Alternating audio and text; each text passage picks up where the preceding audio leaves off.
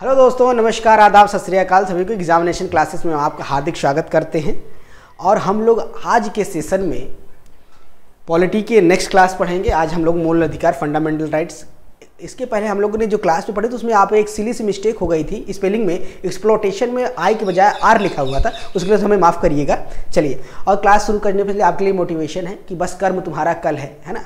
और कहना सफलता एक दिन में नहीं मिलती, सफलता एक दिन में नहीं मिलती, परंतु निरंतर प्रयास करने से सफलता एक दिन जरूर मिलती है। इसलिए हम लोग को क्या करना है, निरंतर प्रयास करना है। ये देखिए, ये फेवरेट है, आपको ऊर्जावान बनाएगा कि हम लोग क्या करना है, निरंतर लगे रहना है। पढ़ना क्या था हम लोग को, आज हम लोग को संविधान भाग 3 ही पढ़ना है, क्योंकि भाग 3 में कहाँ से 12 से 35 तक था। हम लोग कहाँ तक पढ़ लिया था, 23-24 पढ़े। 23-24 में क्या है, शोषण के विरुद्ध अधिकार है। तो इसीलिए शोषण के विरुद्ध में एक्सप्लोटेशन में थोड़ी सी स्पेलिंग जो मिस्टेक थी उसके लिए माफ़ करिएगा, और उसमें थोड़ा सा आप थोड़ा ध्यान दे लीजिएगा। चलिए, क्या है, भाग 3 है ना, क्या है, भाग 3 है, भाग 3। भाग 3 में क्या है, मूल अधिकार। ये भी जान लीजिए, ये बार बार आपको रट गया होगा, यही पूछ लेता है, मूल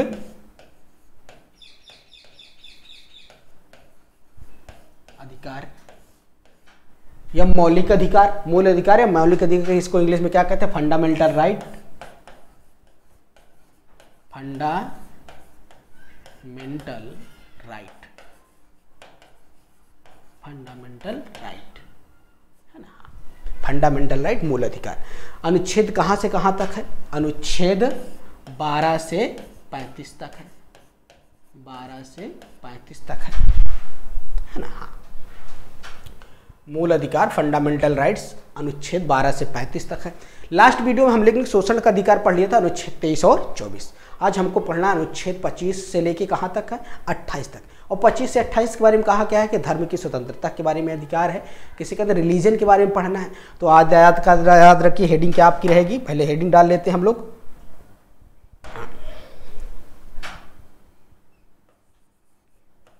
धर्म की स्वतंत्रता।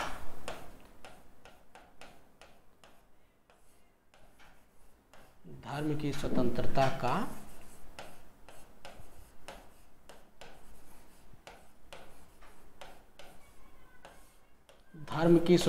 का अधिकार।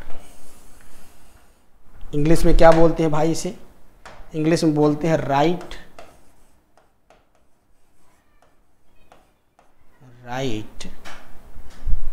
To freedom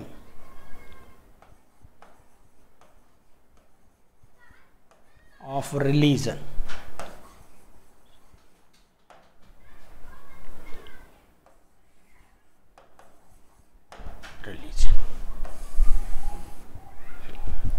right to freedom, राष्ट्र के रीजन, कहा, अनुच्छेद 25 से। याद रखिएगा, अनुच्छेद पहले यही याद रखना है आपको, 25 से कहां तक है, 28 तक है। ठीक, तो भाग 3 में क्या है, मूल अधिकार। मूल अधिकार, हमारे सारे मूल अधिकार के बारे में चर्चा की गई है। अब हम लोग को पढ़ना क्या था, हम लोगों ने कहाँ तक पढ़ लिया था, अनुच्छेद 23 और 24। 23 और 24 में कहा गया था शोषण के विरुद्ध अधिकार, मतलब किसी व्यक्ति के साथ कोई शोषण नहीं होगा। 24 में कहा गया बच्चों के साथ कोई शोषण नहीं होगा। अब हमें क्या पढ़ना है, धर्म की स्वतंत्रता का अधिकार। मतलब क्या है, अनुच्छेद कहाँ से कहाँ तक है, 25 से 28 तक है। और right to freedom of the religion, तो इसमें 25 से स्टार्ट होगा। तो अनुच्छेद 25 में कहा गया है कोई व्यक्ति को धर्म की स्वतंत्रता या धर्म के बारे में प्रचार प्रसार करने का पूर्ण अधिकार है। मतलब है कोई व्यक्ति चाहे वो नास्तिक हो या आस्तिक हो, अगर आप चाहें तो नास्तिक रहें, आप चाहें तो आस्तिक रहें। तो अगर आप चाहते हैं तो आप अपने धर्म का, जिस धर्म में आपकी रुचि है, इंटरेस्ट है, जिसको आप मानते हैं, आप उसका प्रचार प्रसार कर सकते हैं। इसके बारे में कोई किसी को फोर्स रोक नहीं सकता है। कहने का सेंस इतना सा है कि अनुच्छेद 25 में या अनुच्छेद 25 से 28 में यह कहा गया है कि आपको जो चीज़ें पसंद हैं, आप जिस धर्म में जुड़ना चाहते हैं उस धर्म में आप जुड़ सकते हैं। इसके लिए कोई फोर्सली आपको किसी चीज़ के लिए रोक नहीं सकता। चाहे तो आप ना जुड़ें, चाहे आप भगवान को माने या चाहे ना माने, इसे कोई को किसी को फोर्सली नहीं मनाया जा सकता है। कहने का मतलब आपका मन है तो आप आस्तिक रहिए, मन है तो नास्तिक रहिए, ये आपके ऊपर डिपेंड है। यही क्या अनुच्छेद 25 में कहा गया है। तो ये अनुच्छेद 25 की हेडिंग डालते हैं, है ना।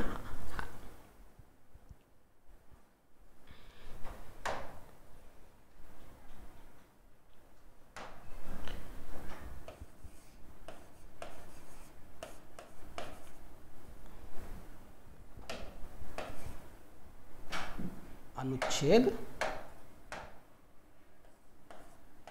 25। अनुच्छेद 25 या इसके हिंदी में क्या बोलते हैं, आर्टिकल 25। इसमें क्या कहा गया है, अंतःकरण की, लिख लीजिए थोड़ा सा, अंतःकरण, याद रखिए वही भाषा रही जो किताब की, अंतःकरण की और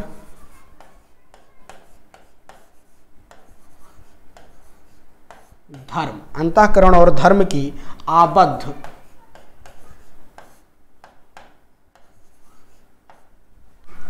रूप से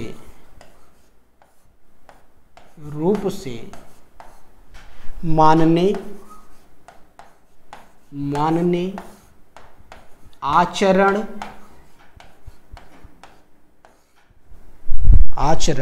प्रचार करने की स्वतंत्रता।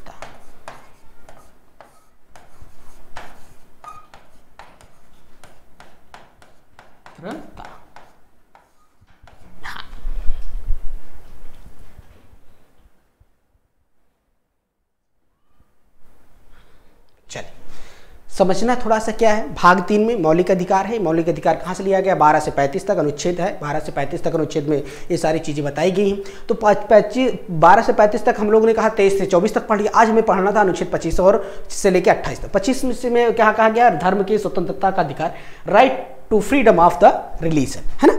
हाँ, तो इसके बारे में कहा गया, कहाँ से, अनुच्छेद 25 से 28। पहले तो यही पूछ लेता है कि राइट टू फ्रीडम का अधिकार कहाँ से, या धर्म की स्वतंत्रता का अधिकार अनुच्छेद कहाँ से कहाँ तक, तो अनुच्छेद कहाँ से कहाँ तक है भाई, अनुच्छेद 25 से 28 तक है, याद रखिएगा। और किस भाग में, भाग 3 में, याद रखिएगा भाग 3 में है। भाग 3 में क्या है, मूल अधिकार। मूल अधिकार इंग्लिश में क्या कहते हैं, फंडामेंटल राइट, कहाँ से कहाँ तक है, 12 से 35 तक है। अब अनुच्छेद 25 आता है। अनुच्छेद 25 क्या कह रहा है, देखिए आपकी डिफिनीशन क्या कहती है, अंतःकरण की और धर्म, अंतःकरण की और धर्म आबद्ध रूप से मानने, आचरण प्रचार करने की स्वतंत्रता। मतलब क्या कहने का मतलब ये है, यही था कि आप चाहें, मतलब कि आप किसी भी धर्म का प्रचार प्रसार सब कर सकते हैं। किसमें कहा गया, अनुच्छेद 25 में। और तीसरी चीज, अगर प्रचार प्रसार करना तो इसमें और क्या चीजें नहीं करनी है।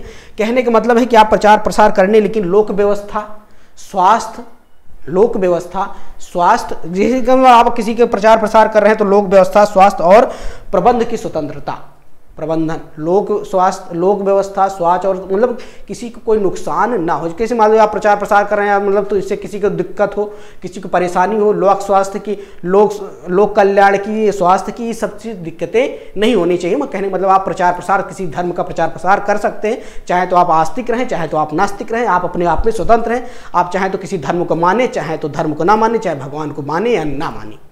किसके बारे में कहा गया है, अनुच्छेद 25 के बारे में कहा गया।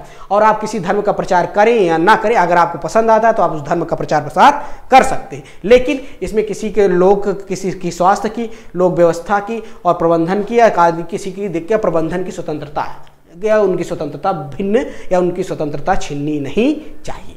तो इसकी इस चीज को भी लिख लीजिए, क्या इसमें, लेकिन क्या क्या नहीं होना चाहिए,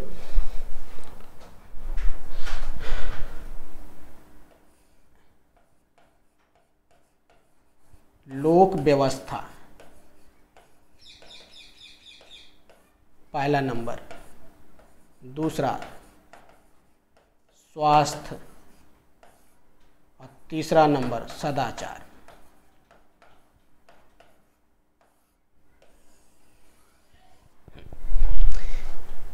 आप समझना इस बात को है कि अनुच्छेद 25 में कहा गया अंतःकरण के धर्म के आबद्ध के रूप में मान्य आचरण प्रचार करने की स्वतंत्रता है, लेकिन क्या होगा, लोक व्यवस्था, स्वास्थ्य, सदाचार, इन सब का क्या होना चाहिए, इन सब के बारे में क्या होना चाहिए भाई साहब, इनके बारे में कोई आबद्ध का होना नहीं चाहिए, इनके बारे में कोई छेड़खानी नहीं होनी चाहिए, किसी के लोक व्यवस्था की, किसी के स्वास्थ्य की, किसी के सदाचार के बारे में कोई नुकसान नहीं होना चाहिए। आप धर्म का प्रचार प्रसार खूब जितना इच्छा हो करिए, लेकिन इन तीनों चीज़ों को ध्यान में रखते हुए, ठीक है। आई होप आपको अनुच्छेद 25 क्लियर होगा। अब हम लोग बात करेंगे अनुच्छेद 23 की। अनुच्छेद 26,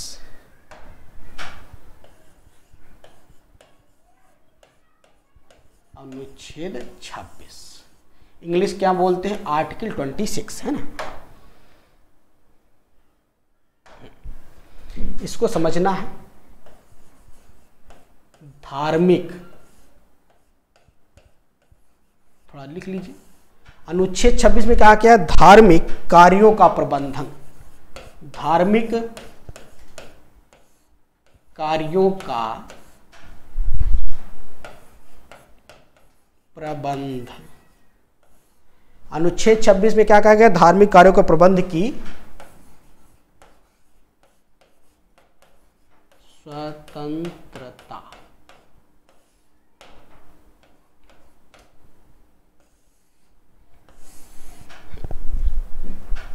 अनुच्छेद 26 कह रहा है धार्मिक कार्यों की स्वतंत्रता, धार्मिक कार्यों का प्रबंधन की स्वतंत्रता।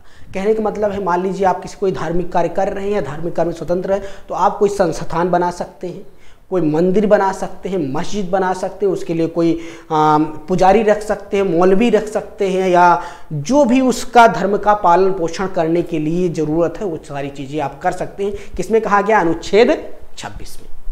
कहने का सेंस क्या है, इसमें आप क्या कह रहे हैं, पहला नंबर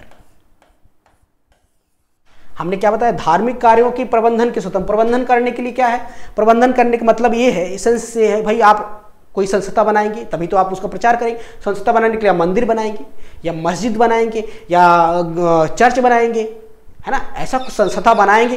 फिर उसमें क्या, संस्था बनाते हैं तो उसमें अपने धर्म का प्रचार करते हैं या उसमें धर्म के बारे में बताते हैं, और उनको उस मंदिर में पूजा पाठ करने के लिए पुजारी निमंत्रण, पुजारी को रखेंगे। तो ये सब कार्य किसमें कहा गया है, अनुच्छेद 26 में। कहने मतलब धार्मिक कार्यों के प्रबंधन की स्वतंत्रता। प्रबंधन मतलब होता है व्यवस्था, प्रबंधन में मतलब होता है क्या, व्यवस्था। मतलब आप मंदिर में व्यवस्थापक का पूरा, जैसे कि उसमें सारे जो एम्प्लॉय की तरह समझिए, जैसे पुजारी होगा या फिर जो मस्जिद में मौलवी साहब होंगे, तो ये सब की रखने की स्वतंत्रता आपको किसमें दी गई, अनुच्छेद 26 में। तो थोड़ा सा लिख लीजिए, क्या रहेगा, संस्थाओं की स्थापना,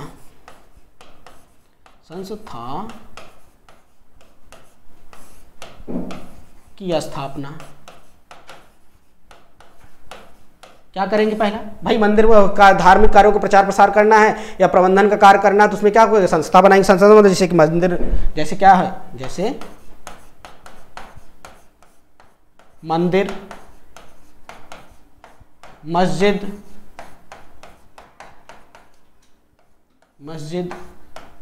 चर्च, गुरुद्वारा, ठीक।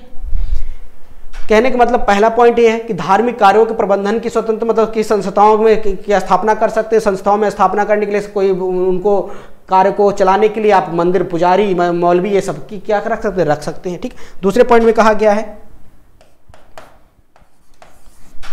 अपने धर्म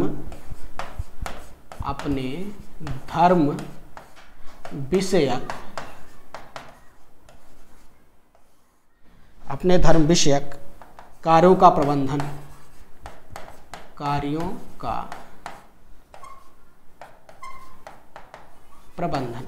मतलब उसके जो कार्य हैं, उनके जो कार्य किए जाते हैं, उसके प्रबंधन का काम भी आप क्या कर सकते हैं, है ना। हाँ। तीसरा पॉइंट क्या होगा, तीसरा पॉइंट ये है दान। दान मतलब है, दान से ऐसे समझिए, मान लीजिए जो मंदिर में पैसा आ रहा है, पैसा भाई लोग चढ़ाते हैं, तो ये सब चीज क्या होगा, संपत्ति, जो भी पैसा अर्जन कर सकते हैं, या मतलब दान या संपत्ति अर्जन।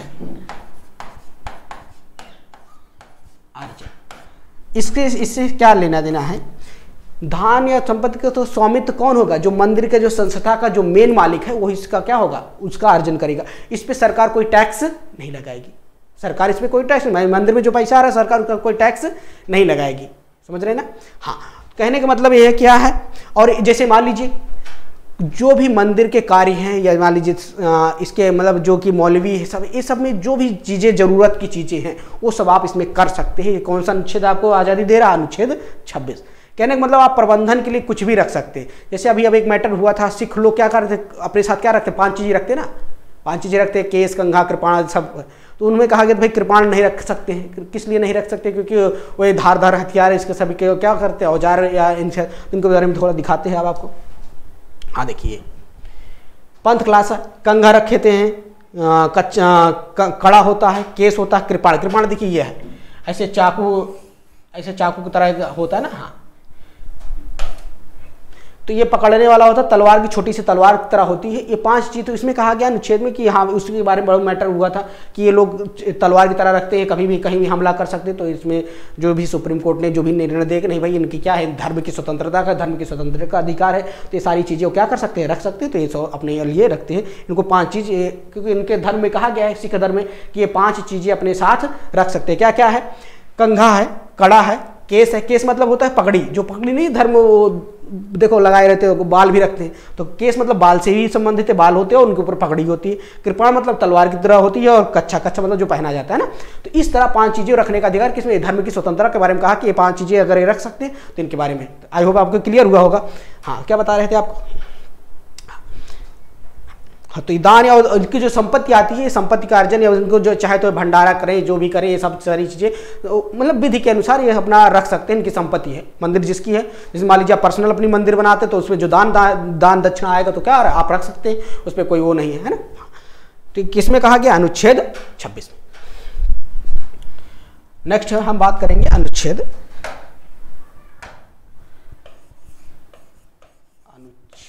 27, आर्टिकल 27। अब कह रहा है अनुच्छेद 27 कहता है कि अगर मंदिर में किसी विशिष्ट कार्य को करने के लिए कोई पैसा धन दे रहा तो उसको क्या कर सकते, वो लोग ले सकते। इसलिए देखिए बहुत सारे मौलवी लोग कहते हैं या पंडित लोग कहते हैं, जो कथावाचक होते हैं, सब क्या कहते हैं कि भाई आपके पास जितना सारा धन संपदा हो, क्या करो, ले आओ हमें दो, ले आओ हमें दो, हम रख लेंगे। मतलब कि इसमें कोई रोक टोक नहीं, अगर आप देंगे, आप दान के नाम पे दे रहे हैं तो 2 लाख 4 लाख, मतलब इसमें कई चीज़ें आप दे सकते हैं, पैसा दे सकते हैं, ज़मीन दे सकते हैं, जो भी चीज़ आपके पास हो दान के रूप में जाके दे, क्योंकि आपकी इच्छा है। आप अगर भगवान को मान रहे हैं, मतलब कहने के इसमें ये भी चीज़ें हैं कि आप अगर भगवान को मानते, आस्तिक है, नहीं मानते नास्तिक है ना मानने वाला नास्तिक हो गया। तो अगर आप चाहे जैसे रहे, आपकी स्वतंत्रता, अगर आपके पास बहुत सारा पैसा है, आपको लगता है कि हमको पुण्य करना है, ये सारी चीज़ें करनी है, जिनको करना है ले जाके मंदिरों में दे आते हैं, तो वहाँ मंदिर वाला संस्था वाला थोड़ी मना करेगा कि नहीं भैया हमें ना दो इसका, वो कहेगा नहीं लाओ दो, जमीन देना हो जमीन दे दो, पैसा दिलाना है पैसा दे दो। ये सारी चीज़ें अनुच्छेद 27 में कही गई है। तो इसको थोड़ा सा लिख लीजिए।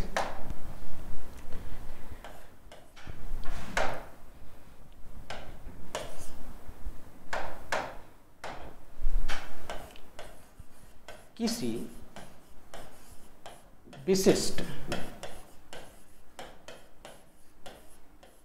विशिष्ट धर्म के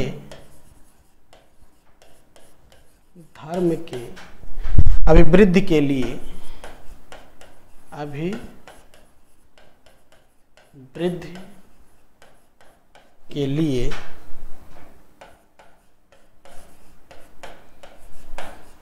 समुदाय के बारे में स्वतंत्रता।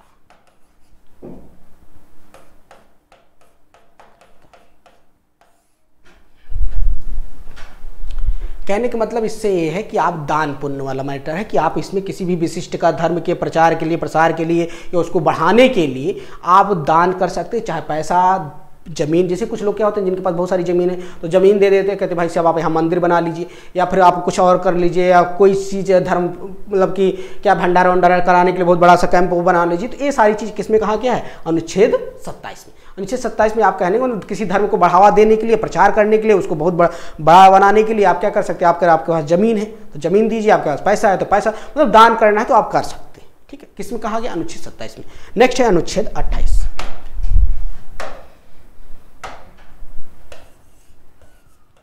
अनुच्छेद 28 या आर्टिकल 28। आर्टिकल 28 समझना है। आर्टिकल 28 में कहा गया किसी भी संस्थान में धर्म का प्रचार प्रसार नहीं किया जाएगा। धर्म का प्रचार प्रसार कैसे मतलब समझना है कि जैसे मान लीजिए स्कूल है, कोई संस्था है, अगर जो गवर्नमेंट स्कूल है उसमें किसी भी धर्म के बारे में नहीं पढ़ाया जाएगा। और हमारे यहाँ संस्था कितनी तरह की हो सकती है? 3 तरह की। कौन कौन सी? एक तो सरकारी, एक होता है अर्ध सरकारी, एक होता है निजी। तो सरकारी में क्या होता है? जो पूर्णतः गवर्नमेंटेड होती है। और दूसरा होता है अर्ध सरकारी, मतलब जिसमें किसी का आधा स्वामित्व होता है, आधी क्या होता है? गवर्नमेंट का होता है। और एक होता है निजी संस्था। निजी संस्था में आप धर्म के बारे में पढ़ा सकते हैं। जैसे मान लीजिए कुछ मुस्लिम हो मदरसा वाला खोल रहे थे तो उस मदरसा में मुस्लिम धर्म के बारे में पढ़ाते हैं। सिख वाले अपना गुरुद्वारा टाइप के स्कूल खोल रहे थे उसमें हिंदू के बारे में, तो हिंदू वाले अपने मंदिर में क्या बोलते हैं, कुछ ऐसे जैसे आचार वाचार होते हैं तो उनके बारे में पढ़ाते हैं। तो वो अपना शिशु जैसे ना ज्ञान शास्त्री वाले का पढ़ाते, संस्कृत पढ़ाना है या किसी, तो कहने का मतलब निजी संस्था जो होती है वो किसी अपने धर्म के बारे में पढ़ा सकती है, लेकिन उसमें क्या है, गवर्नमेंट की भी सहमति होनी चाहिए और बच्चे के माँ बाप की भी सहमति होनी चाहिए और बच्चे की भी सहमति होनी चाहिए। तो कहने का सेंस इतना है, किसी भी सरकारी संस्था में किसी भी धर्म का प्रचार प्रसार नहीं किया जाएगा। याद रखना है इस बात को है। अनुच्छेद 28 में कहा गया किसी भी संस्था में या किसी भी सरकारी संस्था में किसी भी प्रकार की कोई भी धार्मिक बातें नहीं सिखाई जाएंगे, कोई भी धार्मिक प्रचार और सब्जेक्ट नहीं पढ़ाए जाएंगे। तो थोड़ा इसके बारे में लिख लीजिए।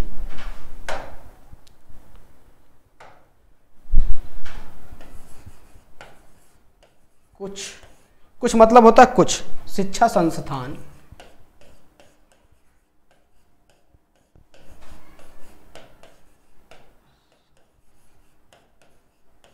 कुछ शिक्षा संस्थानों में धार्मिक शिक्षा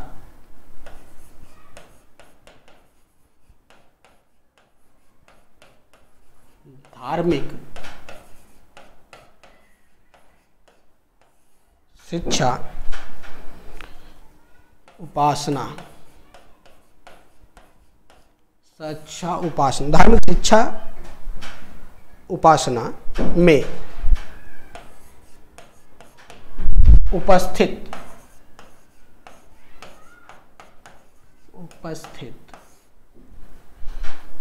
होने के बारे में स्वतंत्रता, होने के बारे में स्वतंत्रता। कहना है कुछ शिक्षा संस्थानों में, मैटर को समझना है, बात को समझनी है। अनुच्छेद 28 आर्टिकल 28 में क्या कहा गया है? कुछ शिक्षा संस्थानों में धार्मिक शिक्षा उपासना मतलब क्या कहते हैं, हम कहते हैं ना उनकी उपासना करना, मतलब पूजा पाठ की तरह उपासना में उपस्थित होने के बारे में स्वतंत्रता है।